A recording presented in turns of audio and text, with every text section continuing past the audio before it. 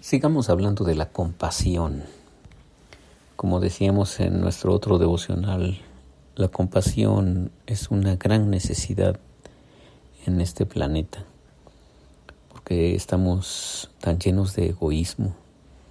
Nuestro corazón está tan lleno de soberbia, tan lleno de nosotros, que ¿qué nos importan los demás, cierto? Vemos el problema de los demás y decimos, pues ese es su problema, él que lo resuelva. Y por supuesto, no podemos resolver todos los problemas de todo el mundo. Y a veces ni siquiera podemos resolver nuestros propios problemas. Ni siquiera podemos resolvernos a nosotros mismos. Es por eso que tenemos que reconocer que nuestra compasión, nuestra propia fuente de compasión, pues no somos nosotros. Nadie tiene un corazón tan lleno de compasión por sí mismo. Es decir, nadie es la fuente de la compasión, nadie de nosotros, ningún ser humano. La fuente de la compasión es Dios. Eso lo podemos ver a lo largo de toda la Biblia. Y si me permites regresar al texto, el texto genial de Génesis, en donde está la fuente de la teología. Vemos a Adán y Eva que están desesperados, no saben ya ni qué hacer, después de que han pecado contra Dios, han violado la regla de no comer del árbol del huerto, han hecho de las suyas, y entonces están llenos de vergüenza, llenos de miedo, están asustados, están escondidos en algún lugar y además oyen la voz de Dios que dice, ¿dónde estás tú? Y entonces la respuesta es, Señor, oí tu voz en el huerto y tuve miedo porque estaba desnudo. Entonces, desde allí, desde ese momento, lo que vemos que se enciende en la Biblia es la compasión de Dios. No es su afán por despedazarlos. Él hubiera tronado los dedos, o ni siquiera tronado los dedos, un simple pensamiento que Adán y Eva se desaparecieran y asunto arreglado, ¿no? Que se desaparezcan los hombres. Punto. Si con su palabra creó los cielos y la tierra, si con su palabra nuestro Dios hizo la división del día y de la noche, de la tierra y el mar, si tan solo con su palabra creó todo lo que tú puedes ver a tu alrededor, entonces con una simple palabra de Él hubieran quedado pulverizados en el olvido y ni siquiera sabríamos nada de Adán y Eva. Pero no, lo que se encendió fue la compasión de nuestro Dios. Porque así habla la Biblia acerca de Dios. Dios es lento para la ira, grande en misericordia. Y en la historia del libro de Jonás, que hemos citado tantas veces en nuestros devocionales, vemos a un Dios que su compasión se enciende por los pecadores. Él puede hacer una brutal carnicería de los ninivitas que se narran allá en el libro de Jonás y hubiera acabado con todo ese salvajismo y en todo esa deshumanización que tenían los ninivitas. Pero no. Dios se enciende de compasión, se enciende en compasión y los perdona, los acepta, porque ese es nuestro Dios, un Dios lleno de compasión. Me llama la atención lo que dice Owen aquí, le llama a su capítulo movilidad hacia abajo. Y dice que la vida compasiva es la vida de la movilidad hacia abajo. Ya de entrada, esto está súper claro en el Evangelio. De hecho, ya lo citamos.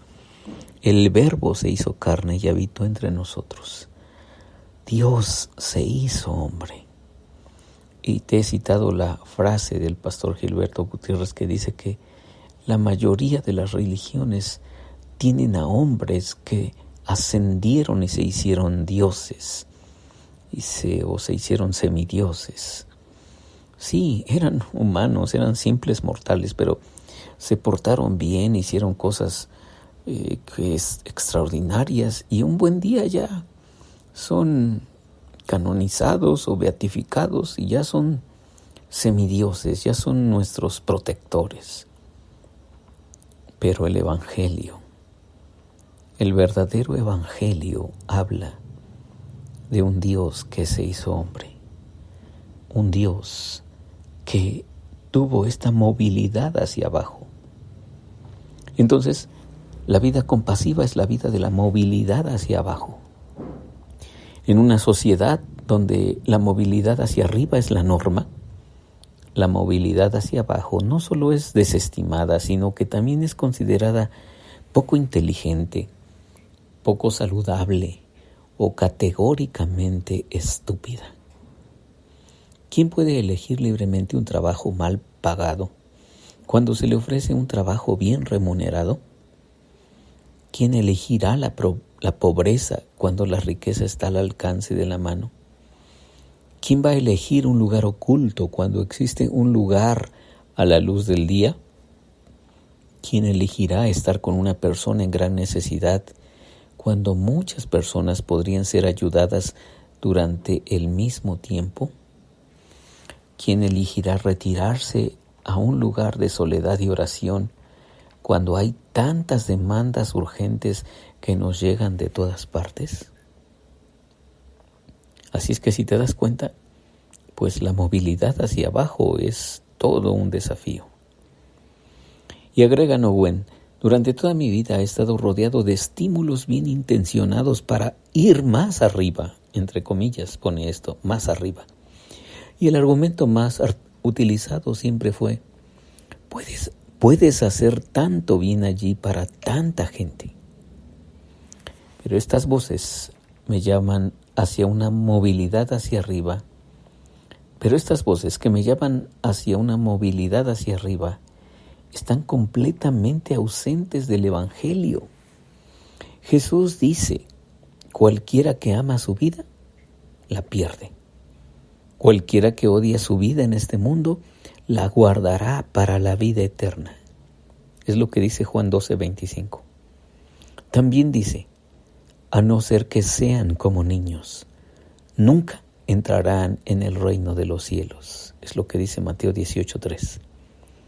Finalmente dice, ustedes saben que los jefes de las naciones las dominan como señores absolutos y los grandes las oprimen con su poder. No ha de ser así entre ustedes, sino el que quiera llegar a ser más grande entre ustedes será su servidor. Y el que quiera ser primero entre ustedes será el servidor de todos. De la misma manera que el Hijo del Hombre no ha venido para ser servido, sino para servir y a dar su vida como rescate por muchos. Esto lo puedes leer en Mateo 25 al 28. Esta es la forma de la movilidad hacia abajo, el camino del descenso de Jesús. Es el camino hacia el pobre, es lo que hizo Jesús. Vio a este mundo en miseria y se acercó. Es el camino hacia el sufriente. ¿Cuántas personas sufriendo en este mundo necesitaban de Jesús? Pues todas, ¿verdad? Y entonces Jesús se hace un ser humano y viene a estar entre nosotros. Entonces, esa es la movilidad hacia abajo. La movilidad que Jesús plantea es el camino hacia el pobre, hacia el sufriente, hacia los marginados, los prisioneros, los refugiados, los solitarios, los hambrientos, los moribundos, los que están completamente torturados, los sin casa, hacia todos los que piden compasión. ¿Qué tienen ellos para ofrecer? No es el éxito, no es la popularidad o el poder, sino la alegría y la paz de los hijos de Dios. El Verbo se hizo carne, Dios se hizo hombre, Dios practicó la movilidad hacia abajo, Dios se hizo uno con nosotros y nos rescató. Soy Víctor Hugo Juárez y espero que este devocional sea de mucha bendición para ti. Dios te bendiga.